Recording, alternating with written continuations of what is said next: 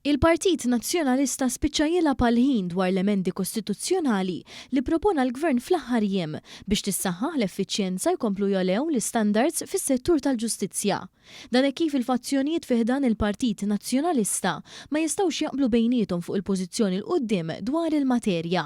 Fil-fatt jikxef dan wieħed mill-ewlenin tal-fazzjoni estremista, Edward De Bono, li wkoll l-avukat ta' Bernard Grech. Permezz ta' kitba fuq Facebook De Bono sostna n-nuqqas taqbil tiegħu fuq dan il-pakket ta' emendi e kif skontu mandu qatt ikun hemm kummissarju għall-istandards tal-ġudikatura. Fil-fatt De Bono fuq Facebook ġab eżempju bil-Maġistrat Gabriella Vella, l-istess maġistrat li kull ma jmur qed ikomplu joħorġu nuqqasijiet kbar dwar l-inkjesta li mexxiet dwar l-isptarijiet. Bħal De Bono fih dan il-Partit Nazzjonalista hemm ħafna, primarjament dawk li jagħmlu parti mill-fazzjoni estremista, fosthom Karol Aquilina u Beppe Fenekadami. Ma kienx jonqos li l-aqda Repubblika magħrufa għal qrubija tagħha ma' din il-fazzjoni fil-Partit Nazzjonalista u mexxija minn hu Karol Aquilina stess ukoll ħarġet kontra dan il-pakkett ta' emendi.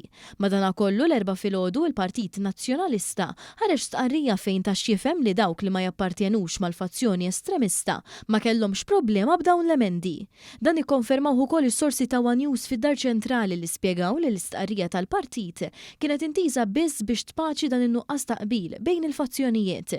Fil-fatt fl-istqarrija tal-Partit Nazzjonalista hemm kien ma jingħad li hu kontra riformi proposti mill-Gvern permezz tal-Ministru għall-Ġustizzja Jonathan Attard. Madankollu aktar minn qatt qabel ħareġ li l-Partit Nazzjonalista għadu wieħed maqsum u konfuż.